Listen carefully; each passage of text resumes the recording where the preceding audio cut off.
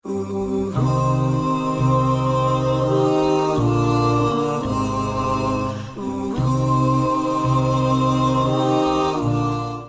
দেরি না করে আমরা সরাসরি মহাবিশ্বের মহাবিশ্বয় মহাগ্রন্থ আল কোরআন আল কারীম থেকে কথা শুনব। আমরা যে বইটা থেকে কথা শুনবো, চুয়াডাঙ্গার ভাইয়েরা দেহের সবটুকুন শক্তি গলার মাঝ বরাবর এনে আওয়াজ করে বলেন তো, এই বইটার নাম কি? এই কোরআনে কোনো ভুল আছে? সন্দেহ আছে? সংশয় আছে? আমাদের জীবন সমস্যার সব কিছুর সমাধান এই কোরআনের ভেতরে দিয়েছে কে? সমাধান চাও যদি জীবনে মরণে, ফিরে যাও খুঁজে নাও চোখ রাখো কোরআনে। ঠিক কি না? সমাধান চাও যদি জীবনে মরণে, ফিরে যাও খুঁজে নাও চোখ রাখো কোরআনে। If you want a solution this দুনিয়ায় নাখিরা, go back have a look to the holy কোরআনে।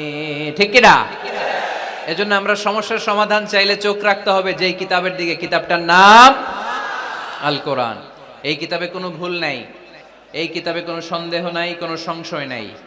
এই কিতাবে যে সন্দেহ নাই এ কথা কোরআনে বলে দিয়েছে কে? রব্বুল আলামিন বলেন, যালিকাল কিতাবু লা রাইবা ফীহি হুদাল লিল মুত্তাকিন। সবাই পড়েন আমার সাথে, যালিকাল কিতাবু লা রাইবা ফীহি হুদাল লিল মুত্তাকিন। This is the book, the most authentic and original book in the world. There is no doubt in it and a guidance to those who are muttaqin. এই বইটা এমন বই যেখানে কোনো ভুল নাই, কোনো সন্দেহ নাই, কোনো সংশয় নাই। মুত্তাকিনদের জন্য এই বইয়ের ভেতরে হেদায়েত রেখে দিয়েছে কে? আল্লাহ। আবার রব্বুল আলামিন বলেন, আলিফ লাম রা, কিতাবুন আনজালনাহু ইলাইকা লিতুখরিজান নাসা মিনাল যুলুমাতি ইলান নূর। ও Muhammad sallallahu alayhi wa sallam, I've revealed this holy and sacred book unto you in order to lead the mankind out of darkness into the light. ও নবী, আমি কেন এই কোরআনকে আপনার কাছে পাঠিয়েছি আপনি জানেন? অন্ধকারাচ্ছন্ন মানুষগুলোকে আলোর পথে নিয়ে যাওয়ার জন্য, জাহান্নামীগুলারে জান্নাতি বানানোর জন্য, রাম আর বামপন্থী গুলারে ডানপন্থী বানানোর জন্য। চিল্লায় বলো ঠিক কি না? এজন্য কোরআনের সাথে আমাদের অ্যাটাচমেন্ট বাড়ানোর দরকার আছে না নাই? আমরা যেন বেশি বেশি কোরআনের সাথে সম্পর্ক বাড়াতে পারি, কোরআনকে যেন আমরা বন্ধু বানাই। আমাদের বন্ধু হবে কোরআন। আমাদের বন্ধু হবে কি? আমাদের নিঃসঙ্গ সময়ের বন্ধু হতে হবে কোরআন। এই কোরআন যদি দুনিয়াতে আমরা বন্ধু বানাতে পারি কোরআনকে, কবরেও এই কোরআনকে আমাদের বন্ধু বানায় দিবে কে? কিয়ামতের ময়দানে ওই কোরআনকে আমাদের জন্য সুপারিশকারী করে বানাবে কে? সেই মহাবিশ্বের মহাবিশ্বয় মহাগ্রন্থ আল কোরআন আল কারীম থেকে আমি একটা সূরার কিয়দাংশ তেলাওয়াত করেছি। আজকের চুয়াডাঙ্গার এই বিশাল জনসমুদ্রে এই সূরার কিছু মেসেজ এই চমৎকার রজনীতে আপনাদের সাথে আমি শেয়ার করব। আওয়াজ করে পড়তে হবে ইনশাআল্লাহ। কোরআনের যেখান থেকেই বলি ওইখান থেকে বরকত আছে না নাই? অনেকে বলে, হুজুর ওই এলাকায় পর্দার ওয়াজ করছেন, এখানে পর্দার কথা বলেন কেন? বলে না? অনেকে বলে, হুজুর ওই জেলায় নামাজের ওয়াজ করছেন, তো এই জেলায় আবার নামাজের কথা কন কেন? হুজুর ওইখানে সুদ খাওয়া যাবে না বলছেন, এইখানে বলেন কেন? নামাজ কি শুধু ওই জেলায় লাগবে? পর্দাকে শুধু ঢাকাবাসীদের জন্য লাগবে, চুয়াডাঙ্গায় লাগবে না? আমরা সূরা ফাতিহা প্রতিদিন কয়বার পড়ি? ফরজ নামাজে 17 বার, সুন্নত সহ 40-45 বার। যে ব্যক্তি 50 বছর ধরে নামাজ পড়ে, এই বেটা যে কয় লক্ষ বার সূরা ফাতিহা পড়ছে বেটা নিজেও জানে না। ঠিক কি না? আচ্ছা, আপনারা কি জানেন যে সূরা আর রহমানে একটা আয়াত আছে, যে আয়াতটা আল্লাহ বারবার বারবার ওই সূরার ভেতরে উল্লেখ করেছে, সূরা আর রহমানে? জানেন কি আয়াতটা কি? কি আয়াত? ফাবিআইয়ি আলা রাব্বিকুমা তুকাযযিবান। এই আয়াতটা আল্লাহ তাআলা একবার দুইবার নয় 31 বার উল্লেখ করেছেন সূরা আর রহমানের ভেতরে। সুবহানাল্লাহ পড়েন। তার মানে জরুরি কথা সব জায়গায় বলতে হয়, বারবার বলতে হয়, চিল্লায় বলতে হবে। ঠিক কি না? আজকে আমরা সূরা দোহা থেকে কথা শুনবো। সূরাতুদ দোহা। আওয়াজ করে বলেন তো সূরাটার নাম কি? এই আপনাদের গলার আওয়াজ। সারা বিকাল আর সন্ধ্যায় চিল্লাচিল্লি করতে করতে আপনাদের এনার্জি শেষ, তাই না? সূরাটার নাম সূরাতুদ দোহা। আওয়াজ করে বলেন তো সূরার নাম কি? মাশাআল্লাহ, আওয়াজ আছে তো? এনার্জি শেষ হয়ে যায় না এখনো বেঁচে আছে চুয়াডাঙ্গার লোক। তো আলোচনা শেষ পর্যন্ত এরকম আওয়াজ করে উত্তর দেয়া যাবে? মাশাআল্লাহ, এখন একেবারে ঠান্ডা। এবার আমরা প্রাণ খুলে কথা শুনবো কোরআনের। এই সূরাটা কোরআনের 93 নাম্বার সূরা। কত নাম্বার? এই সূরায় আয়াত আছে 11টা। কয়টা? এই সূরাটা মাক্কি সূরা। কি সূরা? মাশাআল্লাহ। আমি সবসময় বলি, যেহেতু লক্ষ লক্ষ মানুষের গ্যাদারিং, আমরা যদি ক্লাসের মতো করে প্রশ্ন করি, উত্তর করি, তাহলে আপনাদের মনে থাকবে, কিছু মেসেজ নিয়ে যেতে পারবেন।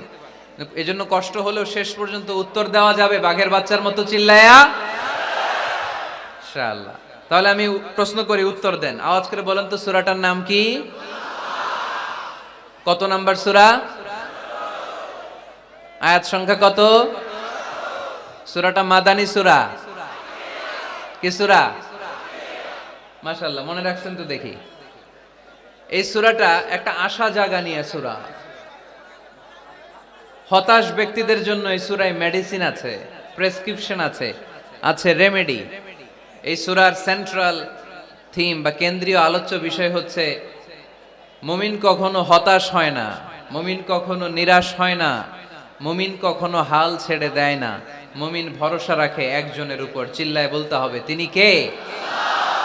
লা তাইয়াসু মির রাউহিল্লাহ ইন্নাহু লা ইয়াইয়াসু মির রাউহিল্লাহি ইল্লাল কওমুল কাফিরুন। সাইয়েদনা ইয়াকুব আলাইহিস সালাম তার ছেলেদেরকে বলেছিলেন, কলিজার টুকরা, আমার বাছাধনেরা, আল্লাহর রহমত থেকে নিরাশ হয়ো না।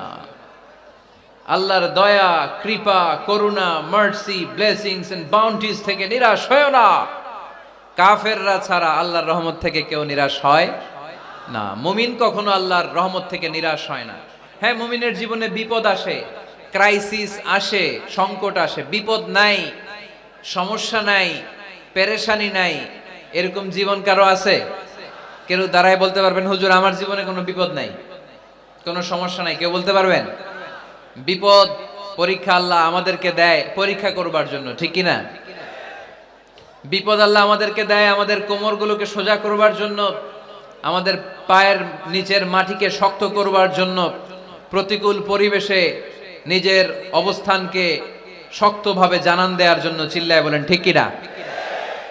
এজন্য যারা হতাশ, যারা নিরাশ, যারা টেন্সড, ফ্রাস্ট্রেটেড পিপল, হতাশদের জন্য এই সূরায় আছে আশা, আশার বাণী, আলোর বাণী। কারণ দোহা মানে আলো। দোহা মানে কি?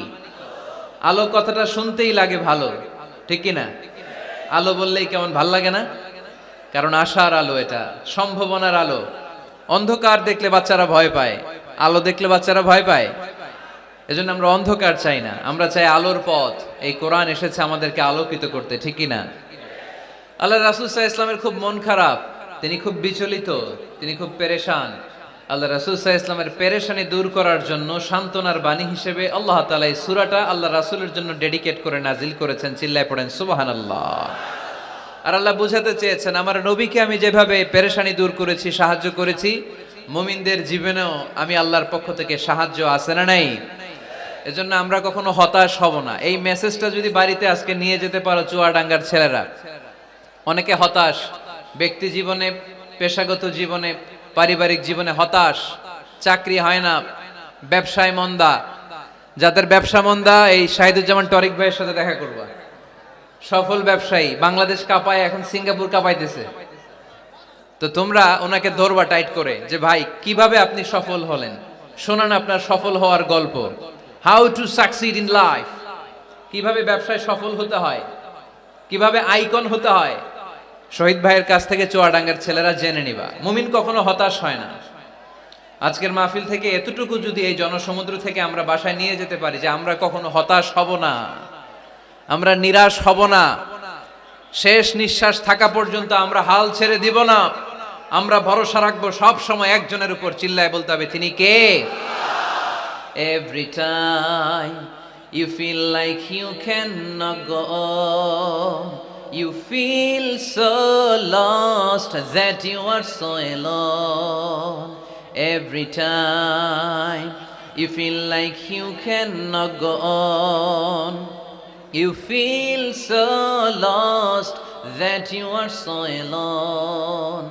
Don't despair and never lose hope, 'cause Allah is always by your side. Insha'Allah, পড়েন, Insha'Allah, Insha'Allah, you'll find your way. Insha'Allah, Insha'Allah, Insha'Allah, you'll find your way. পড়েন আল্লাহু আকবার।